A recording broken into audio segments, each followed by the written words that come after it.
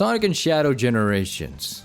God, as if the timeline of Sonic has never been so damn good as of recent. Also, it's Sonic Shadow Generations, or if you want to be a little more technical, Sonic and Shadow Generations. Not Sonic X Shadow Gen. You don't pronounce the X in the name, alright? Like, do you say Hunter Hunter, or Hunter X Hunter, or Spy Family, or Spy X Family? No, right? Exactly, so piss off with that. Anyway, onwards to where we left off with Sonic, since I said back in my Sonic Battle review that I would meet all of you back with a blue hedgehog with this latest title, Sonic and Shadow Generations, a remastered of a beloved Sonic title plus a full-on campaign for the more edgier hedgehog, which is a tremendous blessing in disguise and one that I am so glad to speak about and experience for myself almost 2 months after its release.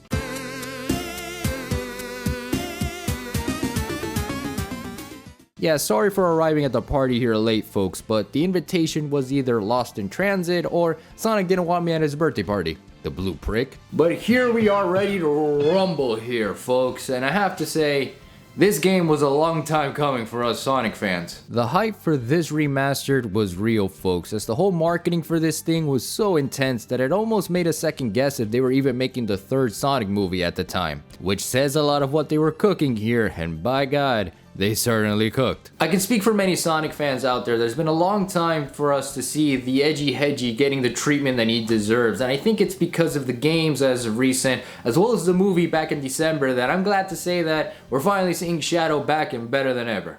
With the help of that Fearless Year of Shadow campaign, it was fun seeing Shadow back in action the way I remember seeing him during the early 2000s with Sonic Adventure 2 Battle onwards. It was nostalgic, you can say, and it was fun even seeing how they were bringing Black Doom again based on the trailers and how that was all going to play itself out, which was endearing to me because I am one of perhaps 3 fans out there who actually liked Shadow the Hedgehog back in 2005. I mean, I was about 5 or 6 years old at the time, sure, but I love that game so damn much, and seeing how we are getting what was more or less a continuation to that, it felt amazing. For those that weren't aware growing up with the Sonic games of the time, or simply new Sonic fans thanks to the latest entries, you have to understand that Shadow was barely a thing for nearly 2 damn decades, and as for why that was the case, well, that depends on which Sonic fan you ask, but I know for a fact that it was due to several factors. One of them I like to believe is because of the aftermath of Sonic 06, an anniversary title that left people wondering what the hell was Sonic even doing and what his plans were going to be moving forward because, well yeah, it was a shit show that Sega needed to take a long look at themselves afterwards and give Sonic Team a fresh start before slowly reintroducing the entire cast. Why do you think it took them this long for the main cast to be playable with that Sonic Frontiers 3rd update? It was probably because of that sentiment, and Shadow was no different here. I also think it's because the meta era did some severe brain damage to the franchise too, from, you know, a character perspective at least, that to try and fit Shadow into that box, yeah, it would have been an absolute nightmare. Like, could you even begin to imagine how that would look like? I certainly don't want to. With the talk of Sonic Generations being the main anchor tied to all this, it's pretty cool to be able to see Shadow also being tied to this game since it makes sense to celebrate his side of things the way Sonic did back in his 20th anniversary. This was released during the Fearless Year of Shadow after all, which again I have to say was great marketing on their behalf looking back. In fact, to kind of get the whole vibes of this video going, it's precisely why I won't be talking too much about Sonic Generations, mainly because I didn't properly cover it yet for the PS3 and Xbox 360 for the channel yet. I know that there are a lot of changes they made here as well as extra content that they brought for this game, and I do want to talk about that in depth here, but for the main course you could say that is Sonic Generations, I think it's better off that I make that into its own proper video. Perhaps for a 3D Sonic marathon in the future? We'll have to wait and see for that one, of course. But that being said, now let's actually dive into Sonic and Shadow Generations here and see what exactly Sega and Sonic Team were cooking with this one in the newly dubbed era that we're now in, called the Revival Era of Sonic.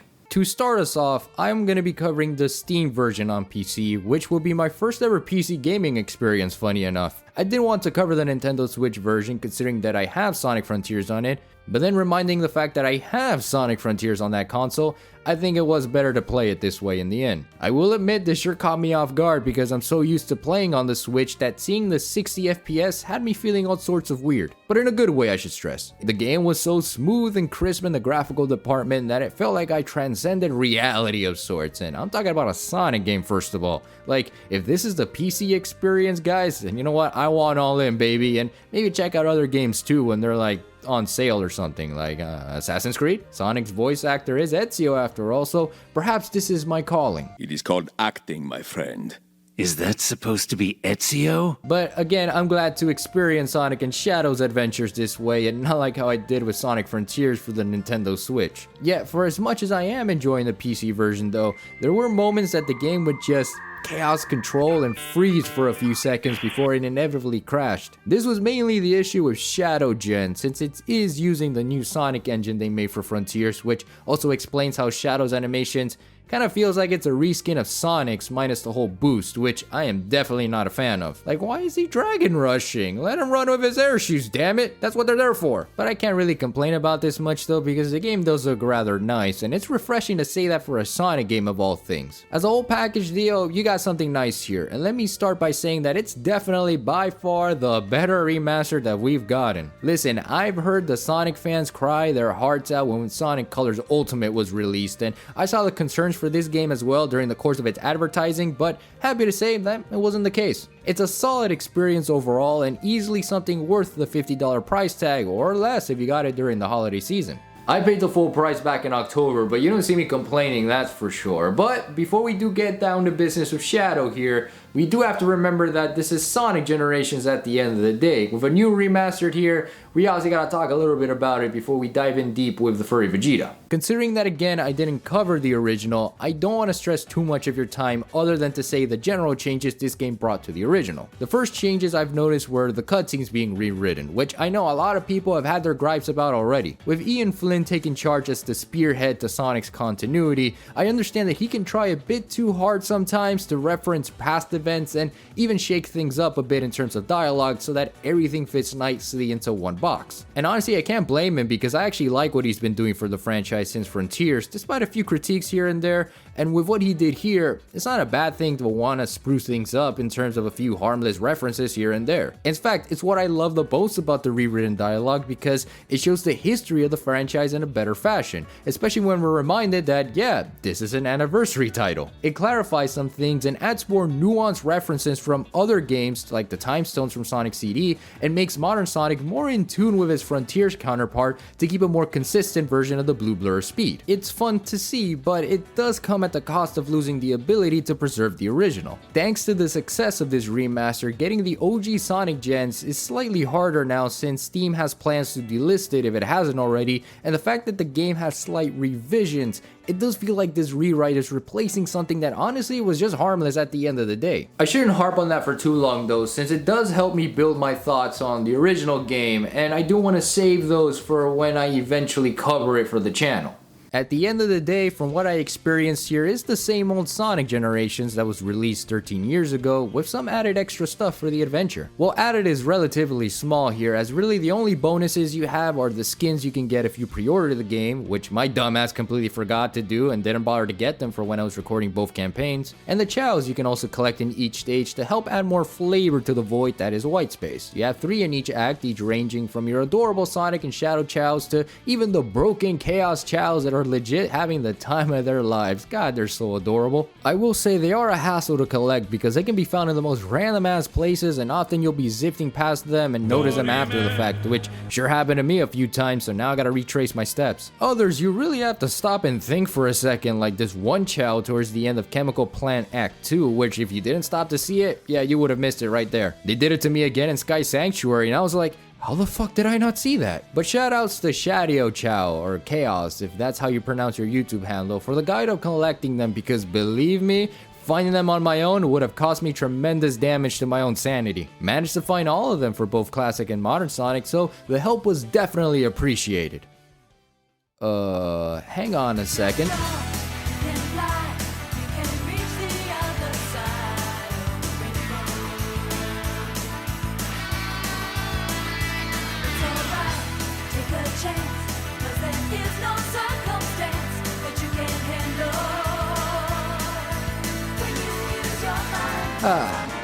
Now that's better. Both Sonics now have the drop dash, which I didn't use much of, and with modern Sonic it pissed me off because I wanted to reactivate the jump animation whenever I failed my jumps. I can understand the need for them for a diverse gameplay structure, but they don't hit as hard as say Mania or the classic games because it's something that sort of feels last minute. Like they just decided it was a good idea for them to have this ability for the sake of it rather than admit the fact that sometimes you don't need a drop dash in your life. Plus, the spin dash alone for classic Sonic is OP as hell, so there was no real purpose to even have it. The drop dash couldn't have been even more useless. With a remastered coat of paint, Sonic Generations absolutely looks gorgeous too. To be fair, the game already looked great back in 2011, but now thanks to the power of modern hardware, Sonic Generations never looked so stylish, and with a 60 FPS performance, it adds more to that. Stages and boss fights feel even better to go through now thanks to the added boost in performance, and it left me bewildered with how much they really care to make this remaster be as good as it can be. Still wish I bought those skins for modern and classic Sonic since it would have been cool to see them in action, but even with their original designs, it's still a great time. Well, modern Sonic is a great time since I prefer his stages to classics. Classic Sonic doesn't hit as hard as I would like him to as he doesn't have the same weight as the Genesis games. You know how sometimes when you're playing a video game, certain sections makes you feel a little heavy? Like suddenly you feel the weight is on your shoulders? That is how I felt with classic Sonic's mobility here because he was just so damn heavy. Modern Sonic is where I had the most enjoyment with Sonic Generations because it was the most familiar and exciting to me. The boost formula was perfected with this game, and you can see it with the way they revamped the stages with more alternative pathways and adding more replayability with the challenge acts and the such. It's the best thing for me regarding Sonic Generations, alongside the representation of modern Sonic's history that I can always go back to and feel like I'm a kid again going through Speed Highway and City Escape like it's Sonic Adventure DX and 2 Battle on the GameCube back in 2005 and 2006. God, I miss those days. I was kind of hoping that they added extra stages from other Sonic games too for this remaster like Sonic Lost World or CD, but considering that we do have a whole ass campaign with a different Hedgehog, I think that what we have is great regardless. A great catalog all around, and the more I can go back to Rooftop Run or Speed Highway while blasting endless possibilities or his world, then the better. As the first half of the package deal, Sonic Generations is something that I really enjoyed a lot as a longtime fan of Sonic. I think the rewritten dialogue could have been better in my book or just not be a thing, but it retains the original essence of what made Generations stories so harmless to begin with, while adding also just providing something new for fans to enjoy as they re-experience the love and craft Sonic Team gave for this title specifically. But we're not done here yet, are we? Now let's dive into Shadow Generations here, and damn, where do I even begin? To reiterate my point in the beginning, the main spotlight of the Sonic game is Shadow, because if I recall the last time Shadow was even playable, with the exception of the Forces DLC, but I don't want to talk about that, it was back in Sonic 06, which was nearly 19 years ago if you could believe it. Unless you count Lancelot and Sonic and the Black Knight, then I guess it's been about 15 years or so, but that's still a long ass time regardless. And I'm glad to say firsthand after experiencing this that they took the time and energy to make sure that Shadow Generations was for the Sonic fans of today, because I cannot imagine them giving this to us in the meta era. No sir, I don't even want to think about that, or even the amount of Game Grumps jokes they would make about the damn game too, though that might still happen even now as I'm writing this part of the script. Foresight can be a bitch at times. The story goes that as Sonic is busy with his birthday celebrations, Shadow decides to take a quick trip down memory lane as he's on board the Ark after learning about the possibility of a new threat. That didn't show off for a bit thanks to the Dark Beginnings episodes we saw before the release of the game. I'm telling you, those animated shorts really are something when it comes to promotional material that I'm sitting here thinking, why the hell are they not making an actual anime out of it? Though those flashbacks of Maria and the Ark are something else entirely though. Damn, Shadow really has it rough out here. After surveying the Ark, he does find out that the threat is a returning Black Doom, now hell-bent on remaking his promised day a reality, proceeding to mindfuck Shadow as he sends him down Radical Highway before then bringing him back to the present. Holy fuck, Shadow is already in shambles and he hasn't even met the Time Eater yet. Oh wait, never mind. Now in White Space, Shadow must explore his side of things as he re-encounters past events and enemies, all while figuring out what the biblically accurate angel looking thing in the sky does with the help of both Maria and Gerald Robotnik. Okay, that last part was a lie since it's really Shadow who's doing all the heavy lifting here, but they are there to hype Shadow up and support him as he plans to beat the shit out of Black Doom a second time. As if the first time wasn't a clear message not to fuck around and find out. But that's the general plot of Shadow Generations, and to be honest, I wasn't really vibing with it for a bit. It's better than Sonic Generations, for sure, but majority of the time, I already knew what was gonna happen the moment cutscenes were playing out, to the point where at the halfway point of the game, I already knew what was going down because it was just so obvious. Black Doom is in cahoots with the Time Eater, or is doing his own thing and wants a round 2 and reviving the Black Arms and wants to use Shadow for his schemes, all while Shadow says, hey fuck that, and proceeds to all hail Shadow his ass. It's also the same plot as Shadow the Hedgehog again, right? I mean, if that was the intention, then it sort of undermines the whole premise behind that game too, where it was all about Shadow having to confront both his psychological and literal demons with the help of Sonic and friends, all while proceeding to give Black Doom the big finger. Shadow Gens, it's practically the same thing, except the difference here is that we have a Shadow who accepted his past already and is forced to confront it again because the devil from the Bible said so. But I will say that I do enjoy the characterization here. Shadow doesn't seem so moody and is a combination between a Sonic 06 and Adventure renditions, which suits the themes of this being a generation-like title and how we're exploring Shadow's past and future. Sunset Heights is a thing here apparently, and Chaos Island from Frontiers makes a return as a proper Sonic level too, which is cool and all, but now that makes me question reality. I mean, was Shadow there all along when Sonic was in Chaos Island? Did he travel to the future and do his own thing while we were busy playing pinball? The answer is no. Gerald explains that since white space is a void of time, Shadow is just experiencing the events of tomorrow alongside his yesterday, similar to how classic Sonic travels to stages like City Escape or Planet Wisp. It's the reason why Shadow travels through Sunset Heights, since that was a level in his DLC campaign in Forces, but Chaos Island is weird because Shadow wasn't actually there in Frontiers. It could be that it's Sonic's white space influencing Shadow's, I can't really confirm that, but it's weird to see these two have representation and not Shadow the Hedgehog of all games. There's not a single level or even boss fight in sight for that game, and that was nothing but Shadow trying to let go of the past and proceeds towards the here and now. Black Doom is here, yeah, that's the whole point of him, but that really isn't enough in my opinion to justify the lack of that game's presence here unless they're trying to soft reboot it or something? I don't know. Shadow's moments with Maria and Gerald are such a treat too, you guys. It's rare to see some of the older characters make reappearances in the newer games, and considering that the last time we saw these two was one of them got the strap and the other one was strapped and proceeded to end the world with a space lizard, so seeing them in less dire circumstances was honestly refreshing. And Maria, man, what a ray of sunshine. Like, she is easily one of my favorite human characters in this franchise. Despite the tragedies of her death and how it has haunted Shadow, it's nice to see Maria well enough to be a part of Shadow's journey through white space, and being able to interact with her in a Sonic game was pretty fun. Loved reading the dialogue she has, and the cutscenes are some of the most emotional I felt period for the franchise. The ending where Shadow has to let go of her as Sonic is on its way to tackling the Time Eater had me on the verge of tears because we finally see a Maria at a time where she's alive and well, but because of circumstances, she sadly has to be a thing of the past. But she makes sure to comfort Shadow in his time of distress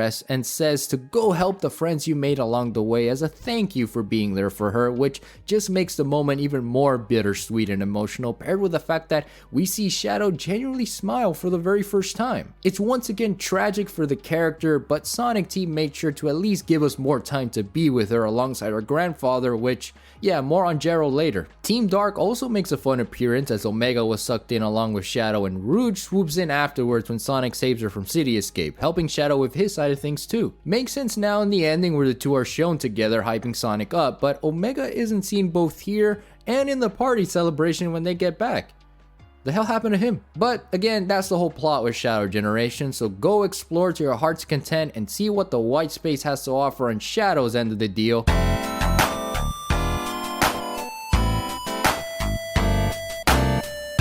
Wait, is that Big the Cat? What the hell is he doing here?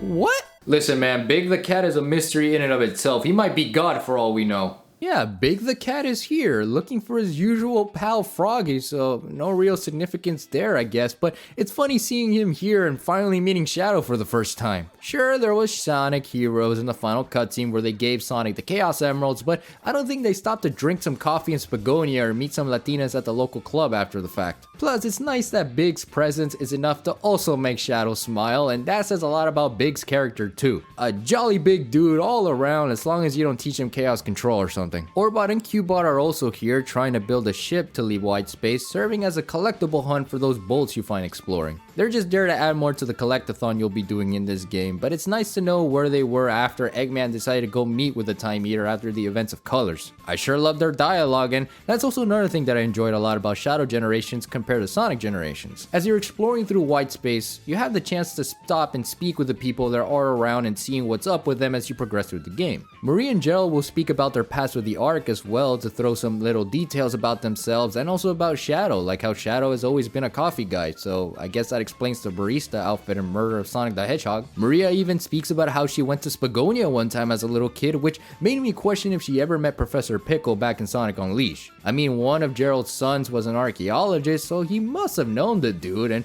also perhaps Dark Gaia now in hindsight. Man, this continuity is getting insane. Or how Omega belittles the E100 series from the Sonic Adventure days, saying how inferior they were to run on flicky energy, while Omega has a battery that, according to him, lasts forever.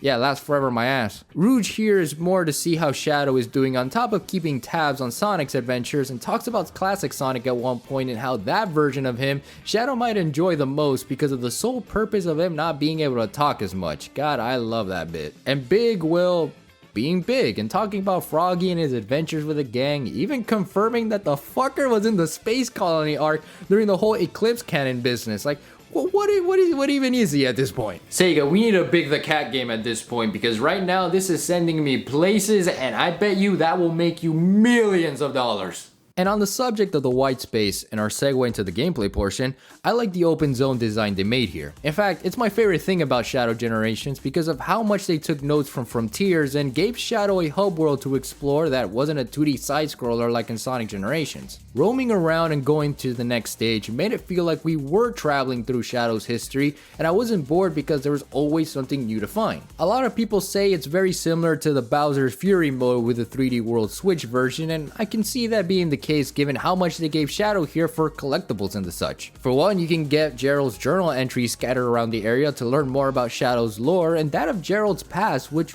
was something that was never really been a thing until now. Sure, we know that since Sonic Adventure 2, he was the main man behind the Bio Lizard and Shadow, as well as the Eclipse Cannon being fired as a last resort to those who wronged him. And in Sonic Battle, to go back to that for a second, there was the Gizoid that we met called Emerald, who Gerald discovered in one of his expeditions, but we never saw his perspectives of things. The journal entries dive deeper into those issues, finally giving us Gerald's point of views in terms of things like the Ark, Maria, and even the Chaos Emeralds in Angel Island. Yeah, he went to Angel Island to survey the place and learn everything about it, confirming that mural theory way back when it was theorized that Gerald visited the location and hence why Shadow was made into a hedgehog. Or how he studied chaos energy and learned about chaos control both through his findings with the Chaos Emerald and with Black Doom showing up at the crib, which is fascinating to me because this means he must have learned about the Titans and even the Ancients back on Starfall Islands. We even see his two sons officially in a photo of their graduation and how Maria even had a sister while she was staying at the Ark. There are a lot of lore implications here that they can very well use for a future Sonic game. I hope they do that, especially lean more into the hedgehogs, because I believe there is something about these guys no one wants to talk about and how they're basically the Saiyan race from Dragon Ball Z. Maybe that's why Sonic and Shadow can boost and use Chaos Control multiple times in the series, as well as go super when they collect all 7 Chaos Emeralds. Could even explain Silver and how he can use telekinesis and travel to the past and future, or even how Amy knows how to properly do fortune telling. It would be a cool concept to dive into thanks to the journal entries, and hell, as a villain, bring back Terios and make him canon, because I bet he would have a lot of issues with the gang and them not upholding their alien creed or whatever. It's a theory that I invite any Sonic tuber out there to make a video of, but when you have lore this big in a Sonic game, the historian in me just finds it absolutely fascinating, and I just want to uncover it all and see what ends up being canon, you know? Aside from the journal entries, you also have these treasure chests scattered about white space to unlock some neat goodies too, like music and artwork. Love finding them and placing their gears of their respective collectibles to get a new song to listen to, or even some new artwork from previous Sonic games, and even some of the story synopsis from those said games. It's great stuff all around, and again fills the void in white space. Of course, getting the gears to unlock these chests requires going through the stages properly, and I have a twofold opinion about them now that I think about it. Stage design and Shadow Shadow Generations is great. Act 1 I should stress, and they're so fun that they might be the best way to approach a Sonic stage moving forward. There's a bigger emphasis on alternate pathways that, man, I gotta tell you, it's the best thing there for a Sonic game because it gives a larger space to traverse through, and the fact that these stages are long enough to be enjoyable but not too long to be tedious. I enjoy going through the Space Colony arc again, bringing back the memories of Final Chase or even Final Rush back in Sonic Adventure 2. Rail Canyon was just as how I remembered it back in Sonic Heroes, though definitely less slippery since Shadow in this game actually has good controls and physics to his movement, so going through this was like a breeze and not a hellfire. And Kingdom Valley was pretty fun and definitely not as laggy as it was in Sonic 06, and I think it might be one of my favorite of his stages. As for both Sunset Heights and Chaos Island, now these guys blew my fucking expectations away in the best way possible. Sunset Heights was the biggest improvement because I remember Sonic Forces being a press boost to win type of game, but here they made sure that that wasn't the case. The stage design has way more to offer, like the alternate pathways as I mentioned to explore through, and the level design as a whole is simply better, adding more that wasn't there previously. And Chaos Island was incredible, man. Truly they outdid themselves with the presentation. I loved Sonic Frontiers and how they brought the open zone aspects of that game with the Starfall Islands, and Chaos Island was a fun one with all the stuff you were able to do there, minus the 2D segments of course. With Shadow Generations, they probably made that into a stage and brought all of what made that island fun to traverse in the first place. Truly a spectacle and one of the better experiences. Radical Highway though can kiss my ass because the sudden difficulty in the challenge spiked up tremendously to the point where I suddenly settled for the C rank and didn't bother to redo it like the other stages to get the S rank. One due to recording this late at night, and the second was because the stop and go you had to do was giving me the same feelings that I had back in Sonic Rush to go way back when. It felt like Shadow was too fast to do the platforming and the stage hazards were a pain in the ass to deal with. I also don't get the appeal of this being the final stage, and while thematically it's to show that this is where Shadow's journey started, similar to, you know, Sonic and Green Hill Zone, I don't see this being the end-all be-all type beat. I did not enjoy it at all and easily a low point for me despite people in the comments probably telling me how wrong I am in that part. Similar to Sonic Generations, we also have a 2-act system in place with each stage we visit, which you would assume means more of the same of what I described, right? Haha, nope! So apparently, Sonic Team thought it was a good idea to give Shadow a modern and classic style act system like Sonic Generations, whereas for Act 1, you had Shadow doing what I already said with the whole 3D stage layout and the such, while Act 2 is a 2D side scroller much like that of classic Sonic. And listen, I understand the rationale since they wanted to keep Shadow as close to Sonic's design philosophy as possible, especially with how we already have the open zone elements, but I mean this feels a little misleading, doesn't it? I don't remember any trailer mentioning the fact that this game has this gameplay style, and while I commend their ability to make it as unique as possible, yeah, I don't like it. Shadow never had much of a presence in the 2D realm as Sonic did, even if you do count the rival games on the PSP, since, yeah, there are a thing by the way, and these acts kind of feel sluggish to play as Shadow. It's like they grabbed a Sonic stage simulator and just made these on a whim. I'm just not a fan of them because one minute you're zooming past and filling yourself with delight blasting through with Shadow speed, and the next you're going through these side-scrolling sections that just don't seem as appealing as even the classic Sonic stages in the modern Sonic games.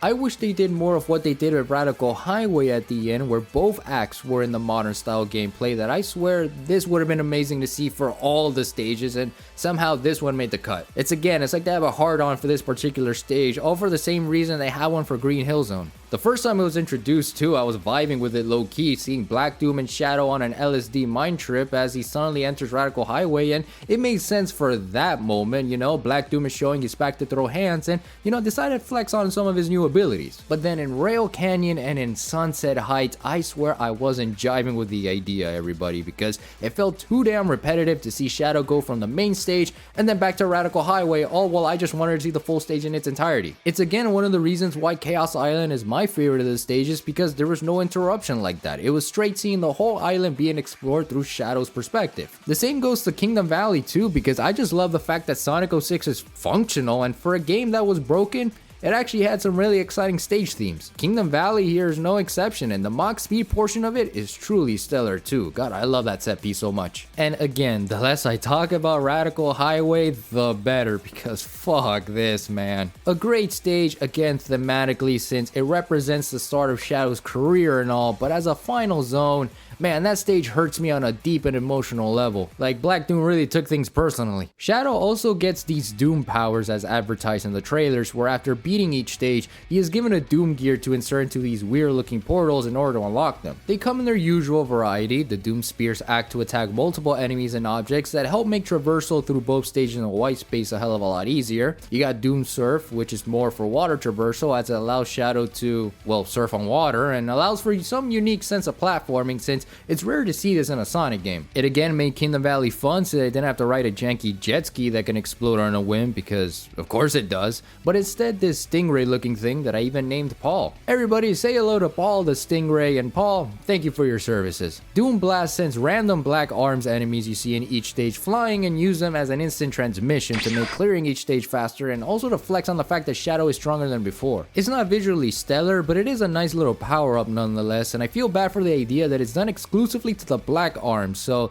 I guess Shadow really has a prejudice with them if we go by the way he talks about them back in Shadow the Hedgehog. Disgusting black creatures. Get out of my sight. What did he say? Doom Squid, I think that's what that one is called, is my least favorite of the abilities. You turn into a small black comet to be able to move around this purple goo, but in order to activate the thing, you have to do a homing attack on these blue spheres to then be able to use it, otherwise it slows Shadow's movements down. The movement on the thing is so unwieldy too, and it doesn't help when most of the platforming for it requires you to swing like Spider-Man, and in these tight sections where one mistake you do, it'll just lead you straight to your doom. Then there's Doom Wing, and I like this one a lot, and who doesn't honestly? First introduced back in the arc, it allows Shadow to glide for a bit while using the boost meter, and when you properly unlock it, you can use it indefinitely so long as you have 50 rings or more. It helped out a lot in Radical Highway since you are given the option to play the stage with or without the Doom Wings, and I have to say this, play Radical Highway with the Doom Wings on. It will save you time and patience, because playing it with Shadow regularly is a test of your sanity, which is why I didn't bother to go back and get that S rank for it, since again,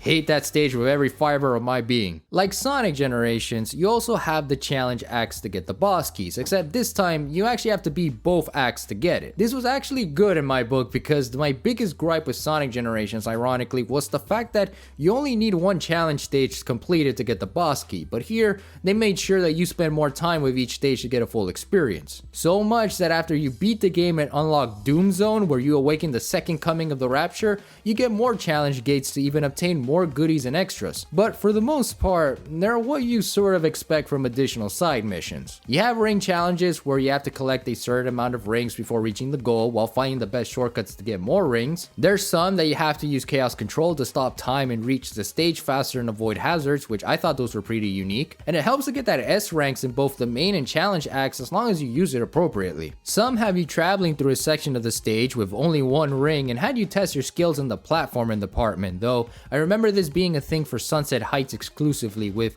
the amount of spiked balls that were invading your personal space like it was one large ball pit, except you don't want to enter on this one. Oh fuck! Others are Doom ability exclusive, where they test your skills of using them in the stages they're best opted for, which meant the ones in Chaos Island weren't fun for me because the Doom Squid ability again is my least favorite. Now one could argue that having to go through all the challenge acts is sort of like padding, and I could see that, but then again, the challenge stages aren't that long enough to do, and in some cases reminded me a lot of the cyberspace levels from Sonic Frontiers, except way less janky. And I liked going through these stages anyways, especially with the music you get to collect from previous Sonic games, because it sort of helped bring that celebratory feel to Shadow's return as a playable character. Not to say the original music itself is bad here in Shadow Gens, but because I already experienced it firsthand with the main stages, I thought why not put on Sky Rail on full blast in Rail Canyon.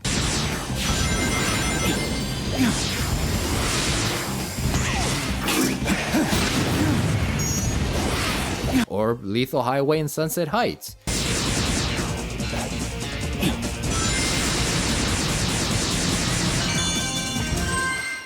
I'm the coolest. It makes for a fun experience, especially for the Act 2 stages and their 2D platforming. Plus, this means getting more collectibles and S ranks to show that you're a Sonic fan that really had nothing else to do with your life. Still, look at that S rank though. Woohoo! Yes! Looking stylish. And the boss fights, these guys are such a treat for longtime Sonic fans, let me tell you. For as much as I like the variety Sonic Generations brought, Shadow Generations upped the ante when it came down to representation, because these boss fights, man, they're the best highlight of this game. A good selection of Shadow's history too, I might add, and each brought a refreshing take on the original encounter. Like the Bio Lizard for example, and how it grows wings this time and uses the bubbles as projectiles while clinging to the wall and stopping you from getting near it, all while doing the routine energy ball spitting back in Sonic Adventure 2. Metal Overlord was pretty interesting since you don't go super here, but instead, you have a whole stage to go through while using Doom Surf to throw these rockets back at Metal Sonic, followed by a side-scrolling segment where he just summons a tornado. Yeah, it was actually pretty visually cool. The Mephiles fight though, oh man, this was something to be sure. Well, it's a fairly easy fight if you know what to do. I like how Mephiles is back in the timeline again and wants to seek revenge for his erasure, ensuring that he wants to exist like Shadow too. It felt very thematic and even on brand with how the bosses are like towards Shadow this time, and how to them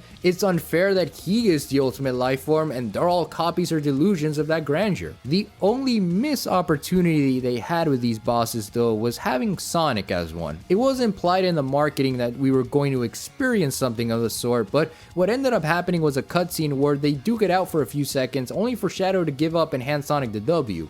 Or so we thought. Turns out the emerald we got from him back in Generations was actually the fake emerald that was on the Ark, and Shadow kept the real one before he finished his business with Black Doom, and that was actually pretty cool continuity there. I like how Shadow even tells Rouge, who showed up after the fact, that he would rather fight Sonic in his fullest, showing that he has a sense of respect for the Blue Blur speed, which, let's face it, he always had that, but then again, Shadow the Hedgehog back in 2005 somehow retconned that. But still, as a cutscene only, man, it sucked, because I wish we had a proper boss fight with Sonic similar to one from Generations, but in the new engine. It would have been a cool callback to Sonic Adventure 2 now that I think about it, where you have the hero story version and later the dark story version of the same fight, but maybe as a DLC of sorts? I mean, considering the fact that by the time this video is uploaded, we already had the movie stage be out, so who knows. Devil Doom was a really cool final boss, and I like how there were two phases for it. The first phase was using all those Doom abilities at your disposal and trying to flex on Black Doom on who had the biggest Zenkai boost, having you deal with all these obstacles related to the Doom abilities that were required. And the second phase was more of the traditional Sonic final boss, where Shadow is ready to party and uses powers to the fullest as he decks out Neo Black Doom, flying through the air and throwing hands at any given chance. Mind you, he didn't have to go super for this, which makes sense since there's not a single Chaos Emerald in sight and Sonic has all of them by this point, but Shadow clearly stood on business and delivered a free shipping of hands as he dealt the final blow to Devil Doom and sent Black Doom back with another L, hopefully being the last time we see of the dude. Truly a good scope of boss fights all around, and I like how different they are again to that of Sonic Generations bosses, and seeing Shadow with All Hail Shadow playing in the background as he's fighting Black Doom again, peak cinema right there. You can't change my mind. All in all, I love Shadow Generations. There is clearly love and soul poured into this extra mode that not only celebrates Shadow's history, but opens the doors for what the next Sonic game will become, similar to what Frontiers did. Let me tell you, Sonic Team learned a lot from that game, and you definitely see those improvements in this one, which gets me excited to see that we're finally in an era where Sonic and Shadow are back. Shadow finally got the treatment he deserved as Sonic did,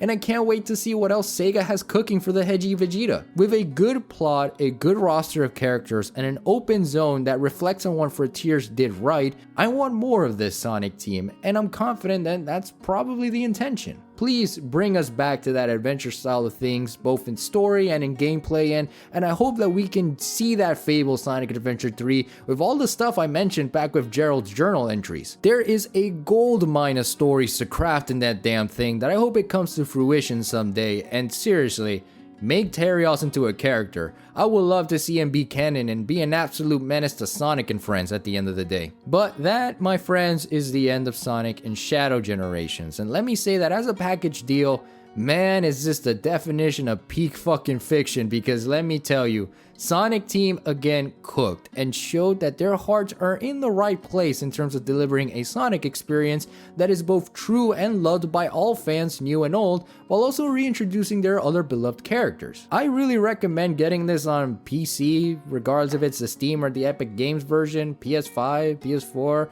hell, on the Switch. Honestly, it doesn't matter because it'll still be a fun time depending on your preferences. Sonic Generation proves that it's one of the best for a reason, and this remastered is surely going to be a talking point for many Sonic fans out there for years to come, and with Shadow Generations on top of that, even more so. There is a lot to play and mess around here, especially being one of those that you can always come back to like a cozy pair of socks and replay this to your heart's content. Please get this game when you can, deal or otherwise, because honestly, you won't regret it. I do want to apologize for having this video late, since the intention was to have this out for November alongside my Mega Man 01 review, but better late than never, I suppose. And speaking of Zero, obviously you guys want me to continue off of that, so we'll pick off where we left off with that franchise, but with the Sonic fanboys and girls watching this video, if you want me to do that 3D Sonic review marathon, listen, I'm down with the idea because as I was playing this game,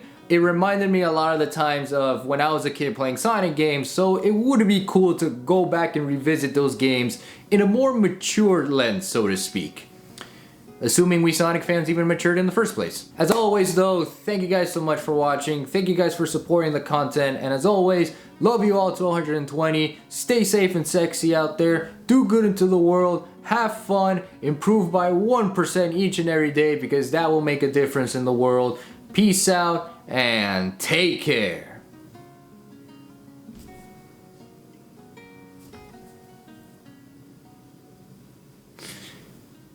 I wonder what would happen if Big got all the 7 Chaos Emeralds.